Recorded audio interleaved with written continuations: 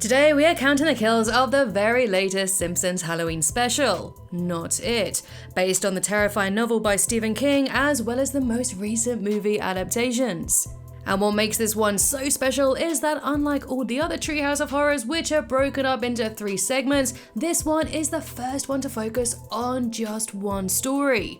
Which makes sense seeing as the book has over 1,100 pages and the 2 most recent films have a runtime of 5 hours. As such, there's a whole lot to fit into just 20 minutes, and personally, I think the creators did a brilliant job.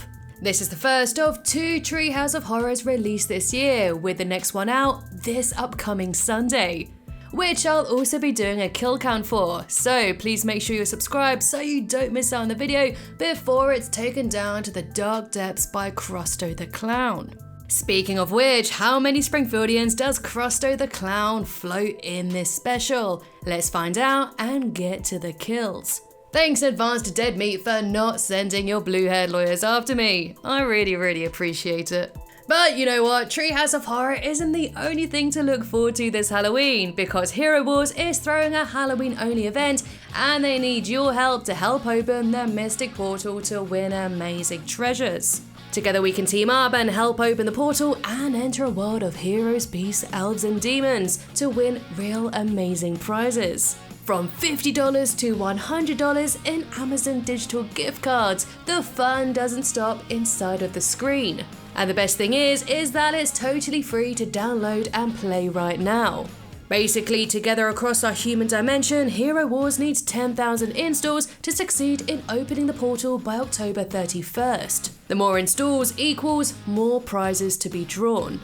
And there are 3 simple steps to join in the fun for free. Download the game by clicking my special link in the description or scanning the QR code right here on the screen. Number 2, finish the gaming tutorial creating a free account to register your in-game ID to be a part of the sweepstakes. Number 3, fight in battles and get the energy to help open the portal. And that's it. You're now in with a chance to win amazing prizes. To play the game that's enjoyed by more than 100 million players worldwide. The campaign mode alone has more than 130 missions and 50 completely different heroes with unique skills and looks. So master missions, kill badass bosses and craft and sculpt your hero into becoming truly unstoppable. Thanks again to Hero Wars for sponsoring this video. Download the game using the link in the description and start playing right now. So we opened 27 years ago from the present day on a dark and rainy day with Barney filling the role of Georgie. After his refreshing glass of milk, he chases his paper boat down the stream with it falling into the sewer drain. Peeking into the void, he's surprised to find Krusty, who is of course a parody of Pennywise. The clown was previously brought to life by Tim Curry in the miniseries and Bill Skarsgård in the movies, so comment below who your favourite Pennywise is. Showrunner Matt Salmon said he's seen so many fan tattoos of Krusty as Pennywise over the years, so they may as well have made an episode about it, which I'm so glad they did. It is one of my favourite ever Halloween films. Anyway, when Barney reaches for his boat, Krusty takes a big old bite of his arm before dragging him down to the sewers. Poor Barney, but it does give us our very first kill of the episode. We then cut to the title card. Seriously, thanks again James for not suing me. We're then introduced to Kingfield, Maine, which is an obvious homage to the horror writer, and The Simpsons did actually write a scene for Stephen King as a gravedigger who turns out to be a monster. But according to Selman, he passed on the opportunity, which is very strange considering King just loves to cameo in adaptations, even voicing himself in the season 12 episode Insane Clown Poppy. Anyway, it turns out that Springfield has been given a New England makeover, introducing Kingfield Chowder Plant and of course Lobster Lad. We then enter the streets to find Homer putting up posters for missing Barney, but finding space for it is going to be hard considering the already wallpapered fence plastered with many other missing child posters. Some of which includes a young Frank Grimes, Cletus and Apu, which does actually make some sense seeing as we haven't seen Apu for years.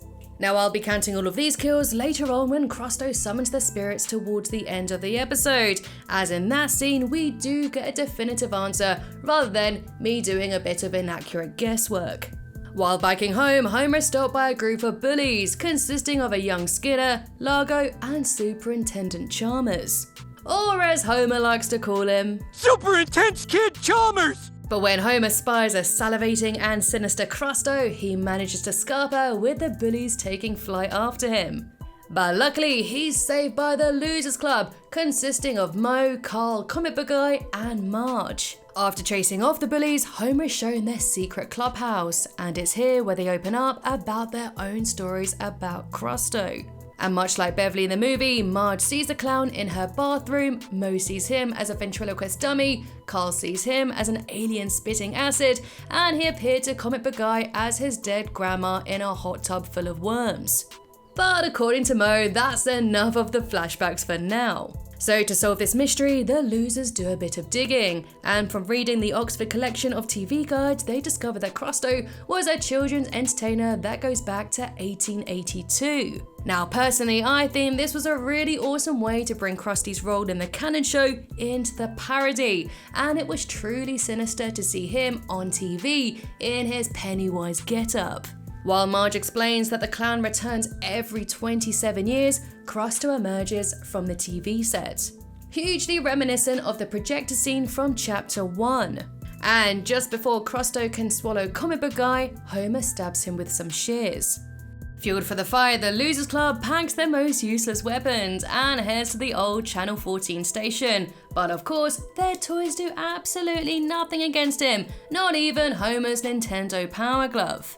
But clumsy Krusty trips on some marbles before falling and blasted out of some cannons, which makes the children laugh. And finally, hearing the genuine laughter of children for the very first time, Crusto does anything to keep it going, even if it means killing himself for the giggles. So much so that the kids trick him into devouring some explosive cherry bombs, which causes him to slither to the depths of the drain in defeat. Now the Losers Club fully expects the clown's comeback, so makes a pact to return when it eventually happens. Also FYI, in some teen drama, Homer writes a poem for Marge, but jealous Jeff signs his name underneath it. Marge loves the sweet words and so gets together with Comic Book Guy, believing he was the precious poet. Also side note, this isn't the first time that The Simpsons have parodied it. In the very large Treehouse of Horror comic, released in 2017, there's a story called It Happens, where Krusty once again plays a bizarro version of Pennywise. Barney is even his first victim in it too. It's a great read and it's one I'd definitely recommend, and the artwork is absolutely superb. Now journeying 27 years later into the present day, we find the new local bullies, but when they peek into a bakery store window, a scalding hot pie is thrown at Jimbo, leaving his skin to literally peel off his face, giving us our second gruesome kill. Crusto then proceeds to kill Kearney, Nelson, and Dolph in truly grotesque ways. Dolph's intestines were twisted into animals, and Kearney was choked by a chain of hankies. We then cut to our second title card. In the book as well as the movie, the kids leave Maine to become big shots in differing industries. Moe is now a famous ventriloquist, Carl is an astronaut on his way to destroy an asteroid, and Marge is a hotshot CEO. The only one to remain in Kingfield is Homer, who has opened up his own bar called Doe's, which is a hugely funny pun that I'm surprised the show hasn't done earlier. He catches wind that the clown is back again for another showdown, and so calls up the Losers Club to fulfill their oath. While talking on the phone, Marge says to Homer that she wishes they did it 27 years ago, which Homer takes as sexual, which references the really weird orgy scene that happens in the book, which thankfully wasn't included in any of the adaptations. And to polarize against his friend's success, we cut to Homer's crummy apartment, which even includes a painting of a boat sinking, which references Marge's painting that sits above the Simpsons couch in the canon show. It turns out that Marge married Comic Book Guy and they even have 2 children together, and in a role reversal, Bart is the smart one and Lisa is the rebel. The losers finally reunite in Kingfield, leaving Bart and Lisa free to roam and explore many Stephen King puns across town. Salem's parking lot, mysterious antique store that charges by the soul. And amongst the fun, they are kidnapped by Crusto. The gang go to save the kids by venturing back to Channel 14 station to finally kill the clown for good. But what's a clown without a few tricks? So he summons a studio audience of all of the spirits of all of the kids he has killed throughout the years. So pausing right here, I count 27 kid ghosts, excluding the 4 bullies I counted earlier. By this point, the Losers Club had conquered their childhood fears, so Krusty instead turns his attention to their adult anxieties, like student loans, prostate exams, babies, problematic old tweets, and MAGA supporters. Krusty also reveals that CBG stole Homer's poem, and their pain tickles the funny bones of Krusty's captive audience, causing the clown to grow in power. Eventually, they do realize that they have to destroy the love design in order to destroy the clown. Just as Marge is about to throw a rock, Krusty goes in for the kill. But Comic Book Guy dives in to sacrifice himself, and with him now distracted, Marge manages to destroy the sign. As such, the children's spirits are finally set free. Now defeated, Krusty's limbs start snapping and he folds in on himself until he eventually disappears, giving us our final death scene. With Comic Book Guy firmly out of the picture, Homer and Marge are finally free to get together, and all is well in Kingfield again. But just when you thought it was all over, Kang and Kodos show up, who is a duo whose inclusion in the Treehouse of Horror episodes has been a huge tradition since the very first Halloween special in 1990. And personally, I was thinking, how the hell are they gonna bring Kang and Kodos into it? But they do, and as it turns out, the aliens were the ones that created the clown and start pitching their next Stephen King inspired monster, with them giggling over Tommy Knockers. The Simpsons credits then begin to roll, and so starts the brilliant artwork submitted by fans, one of which is this amazing drawing by Meat Girl, an amazing artist who actually drew my avatar. Now I have to say that I truly enjoy how the show is embracing its fans over recent years. Meat Girl's partner Spike Monster was even behind the season 33 couch gag based on his fan comic, as well as my avatar likeness, which may or may not have been used as inspiration for a recent episode.